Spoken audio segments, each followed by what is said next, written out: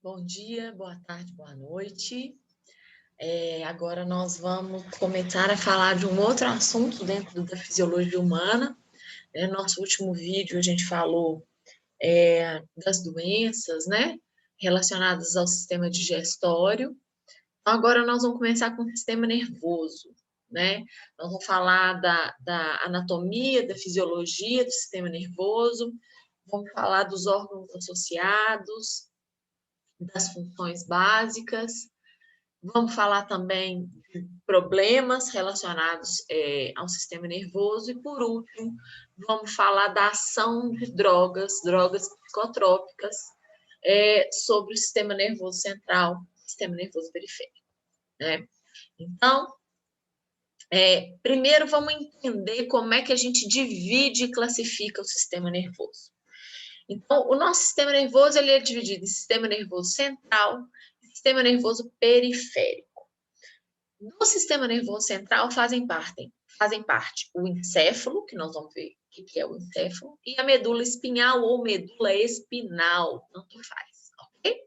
E do sistema nervoso periférico, a gente subdivide ele em sistema nervoso periférico somático e sistema nervoso periférico autônomo.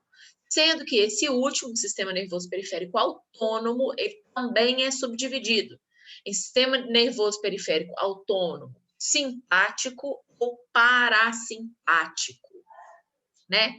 E o que a gente precisa entender quando a gente fala de sistema nervoso? Tem alguns conceitos que são fundamentais que a gente entenda, né?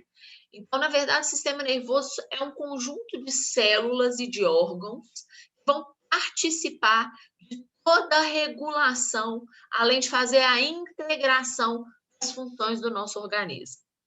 É importante, gente, que a gente tenha em mente que os nossos sistemas, eles não funcionam de forma isolada, eles funcionam de forma complementar. E aqui, quando a gente fala em integração e regulação das funções do organismo, tem um papel fundamental também no sistema endócrino, né? Que nós vamos falar dele, é o último sistema que nós vamos falar na fisiologia, é o sistema endócrino.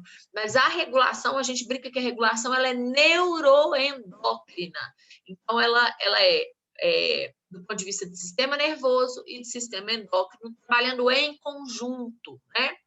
E quais são as células do sistema nervoso?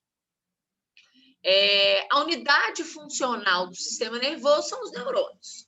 Só que a gente só tem neurônio no sistema nervoso? Não. Além de neurônio, a gente tem as chamadas células da glia, ou células gliais, ou neuróglia. São células que têm a função de sustentar os neurônios e nutrir esses neurônios. Além disso, são células que também vão estar formando a bainha de mielina e que tem uma função de fagocitose, ou seja, de defesa do sistema nervoso. Quem são essas células? Astrócito, células que a gente chama de micróglia e oligodendrócito, né? Cada uma com a sua função específica, né? Mas então o nosso sistema nervoso ele não é formado apenas por neurônios.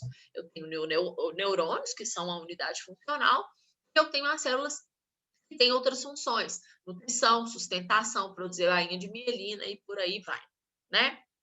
Então, a gente viu, existem as células da glia e os neurônios. Função dos neurônios: receber e transmitir impulsos nervosos. Desta forma, permite com que o organismo reaja às diferentes alterações que ocorrem dentro dele e em função do meio. Esse neurônio, ele é dividido em partes, né? A parte mais arredondada a gente chama de corpo celular, onde eu tenho ali a presença do núcleo, das organelas citoplasmáticas. Esses prolongamentos, essas ramificações do corpo celular recebem o nome de dendritos. É através dos dendritos que os impulsos nervosos chegam ao neurônio, né? Então, e aí eu tenho o corpo celular e um prolongamento maior chamado de axônio. Esse axônio revestido por estruturas que a gente chama de bainha de mielina. E lá no final eu tenho a ramificação desse axônio que recebe o nome de terminações axonais, né? Que vão ser responsáveis por passar essa mensagem, esse impulso nervoso que foi recebido pelo dendrito, passou pelo corpo celular, foi direcionado ao axônio, chega nas terminações axonais, e as terminações axonais vão ser responsáveis por transmitir os impulsos nervosos para outros neurônios ou para células musculares ou células glandulares. Né? E aí nós falamos que o axônio ele é revertido por uma estrutura que recebe o nome de bainha de mielina. A bainha, primeiro, nem todo neurônio tem bainha de mielina. O neurônio que tem bainha de mielina recebe o nome de neurônio mielinizado. A que não tem bainha de mielina chama neurônio amielinizado. O que é a bainha de mielina? Nada mais é do que citoplasma de uma célula. A axônio está aqui. Tem uma célula aqui e começa a se enrolar em torno desse axônio. Que célula é essa? Chamada célula de Schwann, que na verdade é um oligodendrócito. Então, essa célula de Schwann, o oligodendrócito, ele se enrola em torno do axônio, formando assim a bainha de mielina. Então, vendo aqui nessa imagem, gente, eu tenho o citoplasma do oligodendrócito enrolado sobre o axônio. E como que eu sei que é uma célula? Olha aqui, eu tenho um núcleo da célula de Schwann na periferia dessa bainha de mielina, né? E qual que é a função dessa bainha de mielina? A bainha de mielina, ela é basicamente lipídica. Se ela é lipídica, já que é membrana da célula, né? Lembra que as membranas celulares, as membranas plasmáticas são glicofosfolipoproteicas, né? Então, eu tenho uma bicamada de fosfolipídio. Então, o que esse lipídio faz? Ele é um isolante elétrico, né? Então, eu tenho a bainha de mielina aqui, eu tenho uma região no neurônio em que eu tenho uma interrupção dessa bainha de mielina, até que eu tenho uma outra bainha de mielina adjacente. Esse espaço no axônio que fica exposto, que não tem bainha de mielina, a gente chama de nó neurofibroso ou nódulos de Ranvier, tá? Por que eu estou falando isso para vocês? Porque pensa, o impulso nervoso ele é um impulso elétrico, né? Então, o que acontece? Eu gero uma diferença de potencial na membrana, nós vamos ver isso daqui a pouquinho.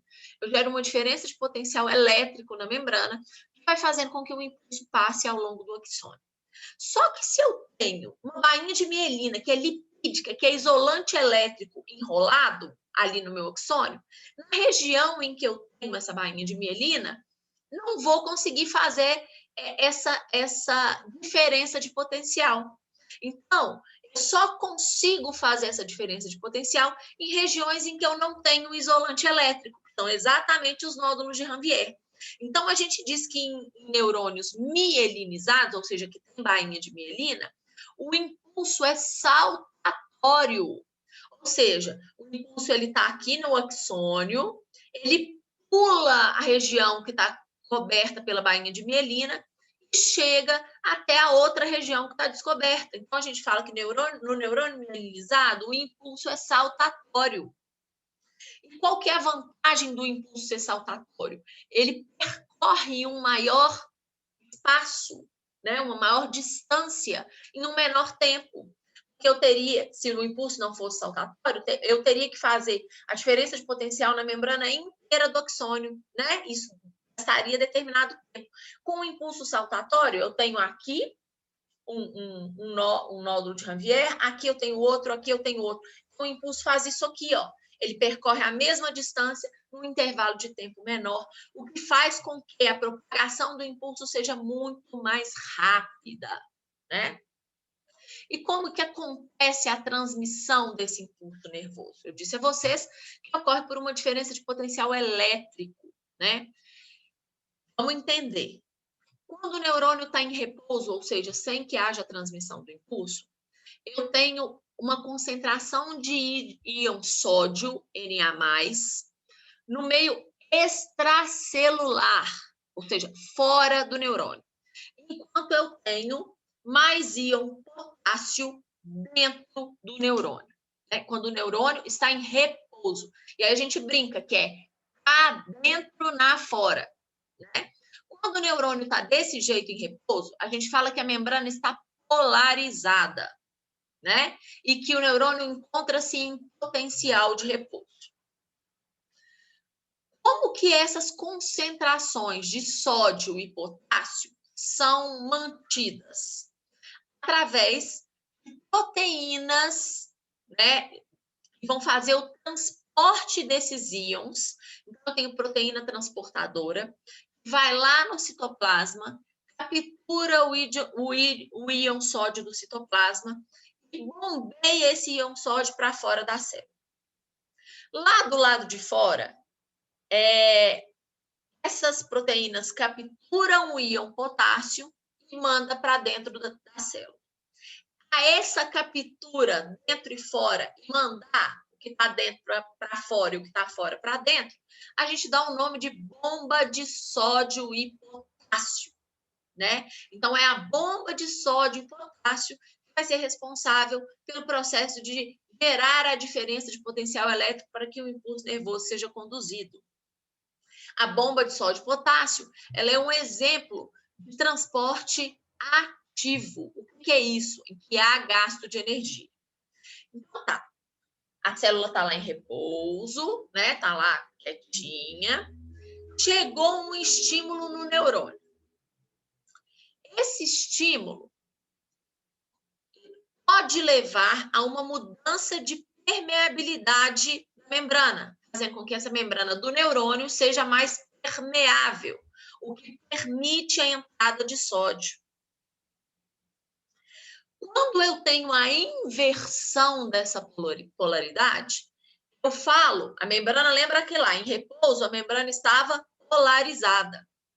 Se eu inverti esses íons de dentro para fora, eu digo que a membrana sofreu um processo de despolarização. E esse processo de despolarização gera um potencial de ação. O que é importante a gente saber aqui, gente? Propagação de impulso nervoso, ele ocorre seguindo a lei que a gente chama de lei do tudo ou nada. Então, chega um estímulo ao neurônio. Se esse estímulo é capaz de gerar uma diferença de potencial elétrico no nível que precisa ser gerado, da ordem de miliamperes, esse impulso passa. Se esse estímulo chega ao neurônio e essa diferença de potencial não é atingida, o impulso nervoso não passa.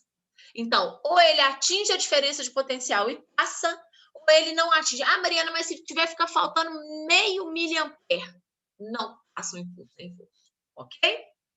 Depois que o estímulo chegou, gerou a diferença de potencial esperada, o estímulo passou. Depois que esse estímulo é propagado, a membrana, à medida que o estímulo passa, a membrana volta ao que ela estava antes da mudança de potencial. Então, a gente fala que a membrana sofre um processo de repolarização. Então, em repouso, ela está polarizada, ela despolariza, gerando um potencial de ação. Depois que o estímulo passa, ela repolariza, ok? Então, é assim que funciona, ó, gente. O estímulo chega aqui no dendrito, é reconhecido por esse dendrito, e aí, o que eu tenho? Em repouso, eu tenho mais cargas positivas do lado de fora e mais cargas negativas do lado de dentro, ok? O estímulo chegou, gerou a diferença de potencial que precisa gerar, abre-se, estimula-se a entrada de íon sódio, fazendo o processo de despolarização, ou seja, se dentro eu tinha carga negativa, mais carga negativa, isso se inverte. Eu passo a ter mais carga positiva no meio intracelular e mais carga negativa no meio extracelular. Depois que o impulso passou, há uma troca dessa polaridade de novo, dizendo, então, essa membrana voltou a ser repolarizada à medida que o impulso vai passando. Então, não é o impulso passa e depois repolariza todo mundo, não. Não. À medida que o impulso vai passando, o lugar pelo qual ele acabou de passar já se repolariza, né? Então, lembra que eu falei com vocês? Células que têm, neurônios que têm bainha de mielina, o impulso é saltatório. Então, é isso aqui que acontece, ó, gente. Chegou o impulso lá no dendrito, aqui tem um corte de um axônio, que é a bainha de mielina nele. Essas áreas interrompidas são os nódulos de Ranvier, que é por onde o impulso vai passar. Como a mielina ela é um isolante elétrico, eu não vou conseguir fazer o processo de despolarização nessa região. Então, o impulso passa de um nódulo de Ranvier para outro, ou seja, o potencial de ação e o processo de despolarização só ocorre nos nódulos de Ranvier, fazendo com que o impulso salte de um nódulo para o outro, fazendo então com que a velocidade de transmissão desse impulso seja mais rápida. Então, olha lá, gente. Eu tenho o neurônio, o impulso com potencial de ação. Chega o estímulo chegou, gerou o potencial de ação. Então, aqui, né, eu tenho a minha membrana polarizada. O estímulo chegou, gerei o potencial de ação. Esse potencial de ação vai levar à despolarização da membrana, trocando as cargas. De novo, o potencial de ação vai levar à despolarização dessa membrana, fazendo com que haja inversão de cargas. E aí o impulso vai passando pela membrana, pelo processo de despolarização, e depois que ele passou, a membrana repolariza. Ok? E aí, o impulso passou pelo neurônio. Mas ele precisa continuar passando por uma rede neuronal. Como que um neurônio se comunica com o outro? Através de um processo que a gente dá o nome de sinapse nervosa, né? Então, sinapse é a transmissão do impulso nervoso de um neurônio a outro. E aí, a gente chama essa sinapse de sinapse interneuronal. Só que o neurônio leva só para outro neurônio? Não, ele pode levar para uma célula muscular, órgão efetor, né? Como os músculos. Aí eu chamo de sinapse neuromuscular ou placa motora, que nós vamos ver no final dessa parte que a gente estiver estudando a comunicação do sistema nervoso com os órgãos efetores. Mas ela também pode levar o impulso para uma glândula. E aí a gente chama de sinapse neuroglandular. O que acontece é que as membranas plasmáticas das duas células, ou seja, daquela que o impulso está passando e daquela que vai receber o impulso, vão transmitir e receber esse impulso. Essas células, elas ficam separadas entre si. Aqui, gente, existem outros tipos de sinapses, mas nós vamos falar das sinapses químicas, tá? Elas ficam separadas, ou seja, as células não são ligadas fisicamente uma à outra. Elas têm um espaço, né? Esse espaço recebe o nome de fenda sináptica. Nessa fenda sináptica são lançadas substâncias que vão pegar a mensagem que está vindo dentro daquele neurônio e fazer com que ela continue, que aquele próximo neurônio receba a mesma mensagem e propague aquela mensagem. Quem faz isso? Substâncias químicas que recebem o nome de neurotransmissores, né? Esses neurotransmissores são responsáveis por transmitir o sistema, a mensagem, o impulso nervoso de uma célula a outra. Quem são exemplos de neurotransmissores? Dopamina, serotonina, acetilcolina, adrenalina, todos esses são neurotransmissores. Então, olha aqui como é que funciona. O estímulo chegou lá nos dendritos, passou pelo corpo celular, veio pelo exônio, esse exônio aqui do neurônio mielinizado, ou seja, o impulso saltatório, chegou na terminação axonal.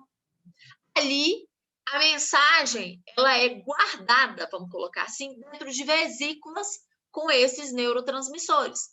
Esses neurotransmissores são liberados na fenda sináptica e reconhecidos na membrana do neurônio posterior. Na hora que ele é reconhecido, o impulso, aqui os dendritos, reconheci do prosseguimento ao processo de transmissão desse impulso. Então, olha lá, gente. Aí são várias sinapses acontecendo, tá vendo? São super rápidas. Passou pelo corpo, passou pelo axônio, ó, né?